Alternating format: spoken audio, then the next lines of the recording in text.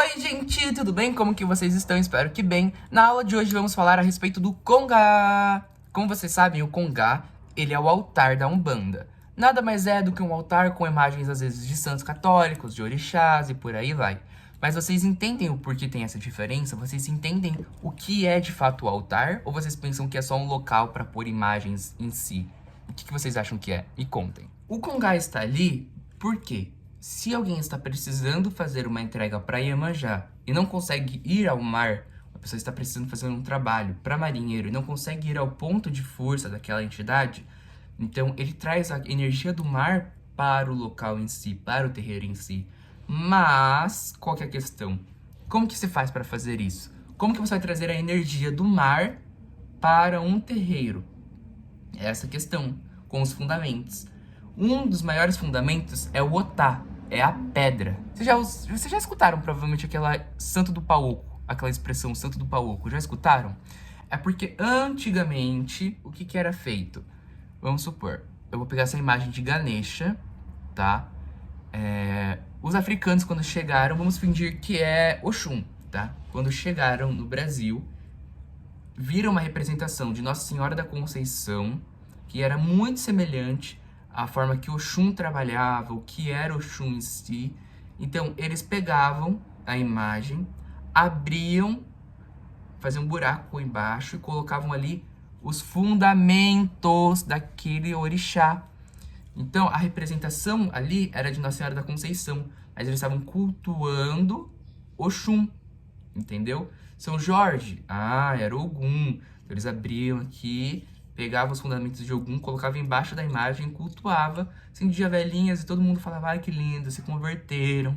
Não é, na verdade, entendeu? Não era a verdade em si. Então é isso. Desde antigamente, o Otá, a pedra em si, já era muito usada. E ela tem fundamentos. E o fundamento é justamente conseguir captar aquela energia e absorver, entendeu? Então, e também do ponto de força em si. Então, o Otá é um grande fundamento, tá? A imagem também é um grande fundamento que a gente pode utilizar, tá? E aí a gente vai pensar assim, mas o que eu faço? Eu faço como os terreiros atuais agora, que tem as imagens dos orixás bem africanizadas, que às vezes até com elementos mais puxados para o candomblé, ou eu uso uma imagem do catolicismo, né? Enfim, isso depende muito de casa para casa e depende muito do seu credo, tá? Muitas casas usam as imagens católicas para poder representar mesmo essa questão dos antigos. Não porque querem embranquecer, mas porque querem trazer os fundamentos dos antigos, tá certo? E além de tudo, porque eles falam, dentro da Umbanda a gente não tem uma Iaçã. A gente não tem essa, a gente trabalha com falangeiros de Iaçã. A gente trabalha com falangeiros de Iaçã. Então, a gente não tem fundamento para trazer um orixá. A gente não tem fundamento para cruzar uma imagem de orixá. A gente não tem fundamentos para poder abençoar aquela imagem de orixá. Por isso que muitas casas utilizam imagens católicas. Por exemplo, Santa Bárbara para Iaçã, tá? Tem casas também que usam a imagem de Santa Clara para Iaçã, né? Então, utilizam outras imagens católicas por causa disso, por conta dessa questão de que na Umbanda, às vezes a gente não vai ter o fundamento necessário para poder abençoar uma imagem, trazer aquela energia para aquela imagem, entende? Então, muitas casas usam imagens católicas, utilizam da imagem católica. Uma religião que existe no Rio Grande do Sul, que é muito forte lá, é o Batuque, que seria como se fosse um candomblé, de uma forma muito errônea, eu dizer que é como se fosse um candomblé, tá bom? E lá no Batuque, eles utilizam imagem de orixá. Porém, geralmente, no Rio Grande do Sul, se cultua a nação, que é o Batuque, a Umbanda e a Quimbanda. Um terreiro, ele tem que ter as três bases, tá? Na maioria das vezes. Então, quando é o altar de Umbanda ou Congá de Umbanda, é só santo católico. Só santo católico. Entendeu? Uma outra questão é que dentro das 7 linhas de Umbanda, também em algumas casas existe a linha dos santos, entendeu? Por isso que se utiliza a imagem de santos em algumas casas. Mas seja como for, uma coisa que é muito importante a gente saber é que um congá, seja na sua casa, aquele que você na sua casa, ou do terreiro, tem que sempre estar impecável. Você tem que passar a mão assim, tipo, passar o dedo. E não sair uma poeirinha. O congá, ele é muito, assim, um reflexo do terreiro, um reflexo do trabalho. Se um altar estiver sujo, o trabalho vai ser denso, vai ser pesado. Se o altar estiver limpo, vai ser bem mais tranquilo, a manipulação de energias e por aí vai. E isso inclui Exu. Exu é uma linhagem que é da rua, né? Que a gente vai lá e algumas casas tem os cortes, então joga sangue e tudo. Mas ainda assim tem que ter a limpeza, a higiene. Tem gente que deixa Exu direto no chão, tem outros que deixam na mesa, outros que fazem altar. Isso não importa. Seja onde for, Exu tem que estar limpo. Exu não é sujeira. Uma outra questão, pessoas fazem isso com Maria Farrapo e Maria Mulambo. Elas não são sujeiras, elas são limpíssimas, rainhas, poderosíssimas. E se ela é Maria Mulambo, é porque ela trabalha com o seu lixo. Se ela é Maria Farrapo, é porque trabalha com a sua sujeira interna. E não porque ela é isso, não porque ela é aquilo.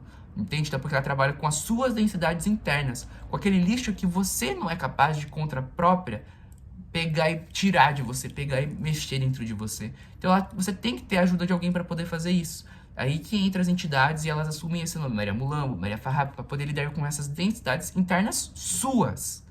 Então não é que ela é mulambenta, a gente, nós humanos que somos, mulambentos de sentimentos ruins, densos, egoístas, maldosos. E como funciona o congá geralmente? Em cima sempre vai Oxalá, tá? Tem casas que faz o congá em formato de triângulo, tá? Para representar uma ponta de flecha. E tem casas que não, que coloca prateleirinhas, né? E tá show também, não tem problema. Em cima sempre vai Oxalá, ou uma imagem de Jesus, sempre acima, tá? Sempre acima.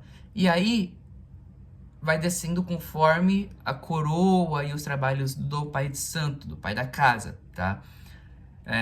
Para outras casas não, tá? Para outras casas não. Para outras casas pode ser aqui, ó. Aqui vai Oxalá, aqui Iemanjá e aqui Ogum, tá? Iemanjá por ser mãe de todos, Oxalá em cima por ser pai de todos, e Ogum por ser aquele que abre os caminhos para que possa passar, né? Então, para dar passagem para os outros orixás.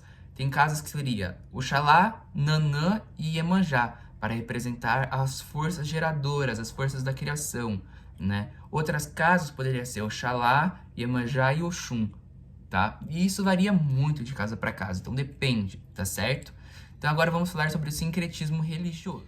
Oxalá pode ser representado como Jesus Cristo, dentro da Umbanda. Iemanjá seria a representação de Nossa Senhora dos Navegantes. Nossa Senhora da Conceição seria Oxum. Santa Ana ou Santana seria a representação de Nanã Buruquê ou Nanã Burucu. Santa Bárbara seria uma representação para Iaçã. Enquanto isso, São Jorge seria uma representação para Ogum, São Sebastião para Oxóssi, São Lázaro para Obaluaê, Omolu ou Chapanã. Para Xangô, a gente pode utilizar a imagem de São Jerônimo. E, além de tudo, para Exu, o orixá, a gente pode utilizar de uma imagem de Santo Antônio. Por isso que canta Santo Antônio pequenino, amansador de burro bravo. Entendeu? E uma coisa que vocês vão perceber muito é que os terreiros vai ter tudo alusão ou a caboclo, preto velho ou criança. Criança é mais difícil, tá? Ou então a representação do congá sempre vai ter criança, preto velho e criança, preto velho e caboclo, tá? Sempre tipo um padrão mais elevado ou acima das outras entidades. E o porquê? Isso porque a trindade da Umbanda é criança, preto velho e caboclo. A sequência também pode variar de casas para casas. Tem casas que o caboclo tá acima e tem casas que é o preto velho que tá acima.